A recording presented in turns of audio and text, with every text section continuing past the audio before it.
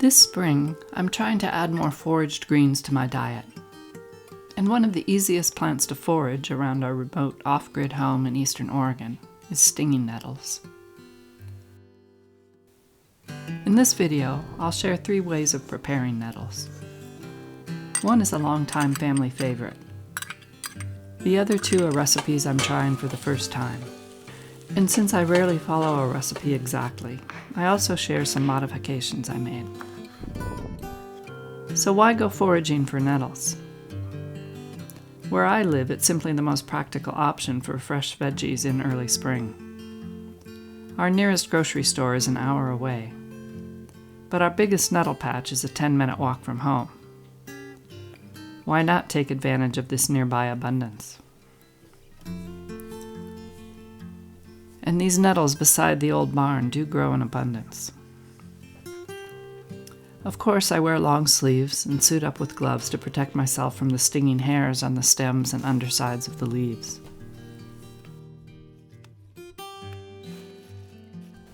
Nettles are very nutritious and can be used in any dish that calls for cooked greens. The trick is to get rid of the sting. I prepare them the same way for every dish. I wash them.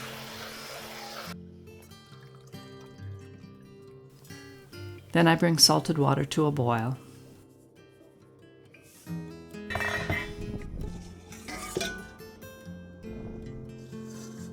And blanch the nettles for 1.5 to 2 minutes. After draining, the nettles are ready to add to any recipe. My mother, who recently passed away, taught me about nettles and other wild plants when I was a child. Her way of fixing nettles remains a favorite, and it's very simple. After blanching and draining, I chop the nettles. I melt some butter on low heat. I like adding a bit of chopped garlic too, but it's optional.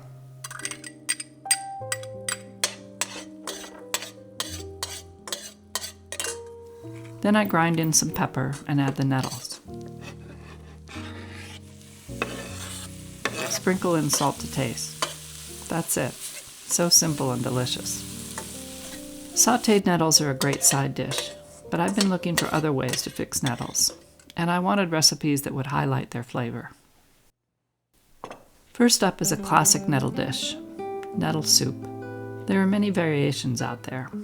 I settled on this recipe as a basic guide, and provide a link to the recipe in the description. But since I live so far from grocery shopping, I had to make a few adjustments based on what I had in my kitchen. First off, most nettle soup recipes call for leeks, but I didn't have any leeks. What I had was a shallot in my pantry and some garlic scallions in my garden. I plant garlic every fall. I plant big cloves to mature into big heads of garlic. But I always separate out the smallest cloves and plant them close together so I can have garlic scallions like this popping up in spring. After gathering all my ingredients, it's on to chopping up the garlic scallions and shallot, as well as a stalk of celery.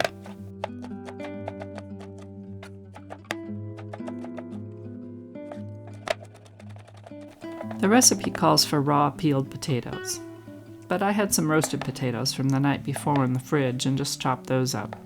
They still had the peels on. I hardly ever bother peeling potatoes. I like the peels. I combined olive oil and butter on low heat.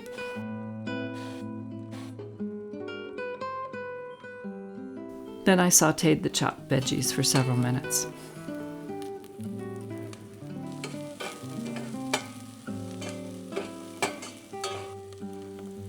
It's time for some broth. I used chicken. Of course, you could use vegetarian broth if that's your preference. Then I sprinkled in some dried thyme, salt, and pepper. Of course, you could add other herbs or spices to flavor the soup however you wish. Finally, I added the blanched nettles and simmered for a few minutes.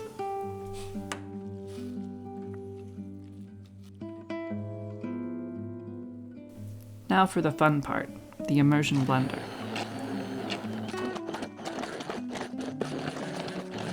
You could, of course, also cool the soup down and put it into a stand blender or food processor. The recipe called for cream, which would be tasty, but I didn't have cream. I had yogurt, so I added that. Since yogurt is already a bit tangy, I left out the lemon juice the recipe called for. I didn't want to overpower the nettles. I now understand why nettle soup is a classic. It's a delicious and easy way to eat nettles. With a classier presentation than I offer, it could also be a very elegant dish. Another dish that came to mind to feature nettles is one that I'd been craving for a while: saag paneer, a South Asian dish featuring spinach, saag, and a hard Indian cheese, paneer. I figured nettles would substitute beautifully for the spinach.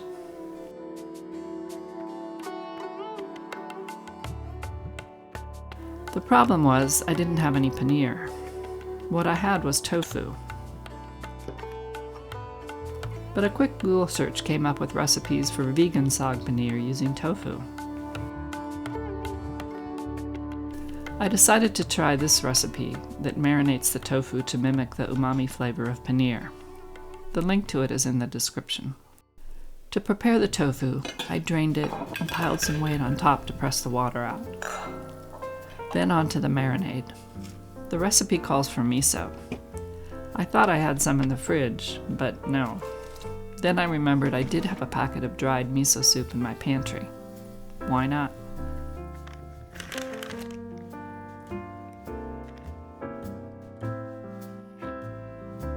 I added lemon to the powder, gave it a stir, and had a very simple marinade that tasted so good, I'm going to use it for other tofu recipes in the future.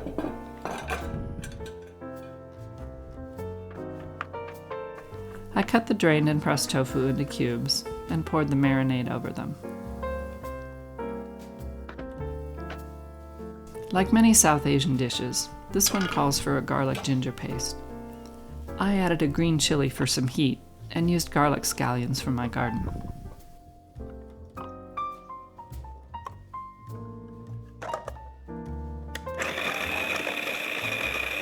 Then onto the dry spices. I used turmeric, cumin, coriander, and a bit of ground cardamom.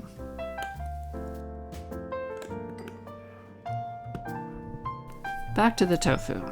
This recipe suggests roasting the tofu in the oven to dry it out a bit so it gets a nice chewy consistency and doesn't turn to mush. I like to do the same thing in an air fryer. It's how I deal with most tofu these days. While the tofu is cooking, I turn to the nettles. After the washing, blanching, and draining, they're ready.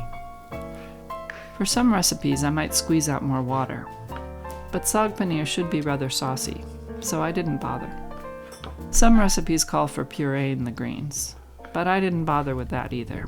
I just chop them up. I like some texture in my greens. With everything staged and ready, it's on to the cooking. It goes very quickly. A bit of oil in the skillet, a quick sauté of the garlic ginger chili paste,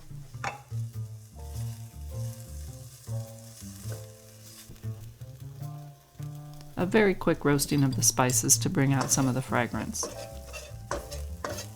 Then in go the nettles.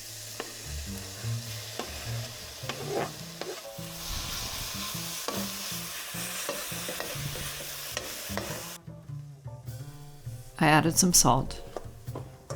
Then it was time to add the roasted tofu. The recipe called for lemon, but I didn't want to waste the delicious lemon miso marinade I'd used for the tofu, so I tossed that in instead. There's one more ingredient needed for a good saag paneer, and I'm embarrassed to admit I almost forgot it. The dish needs some creamy element: actual cream, a vegan substitute, yogurt, or coconut milk. I planned to use yogurt, but I was so excited to try this dish, I didn't put it in. It was easy enough to spoon it out onto the plate. Not as elegant as blending it into the entire dish, but it all tasted delicious over rice. Of course, you could use nettles in a more conventional saag paneer recipe that uses actual paneer. There are lots of interesting variations on the spicing of saag paneer, so I suggest comparing several different recipes to see what suits your taste, dietary preferences, and what you have in your pantry or garden. I'd love to hear other ideas for cooking with nettles. Let me know in the comments if you have any favorites. Thanks for watching. Check back in another week or two for another video on our eclectic adventures in off-grid living.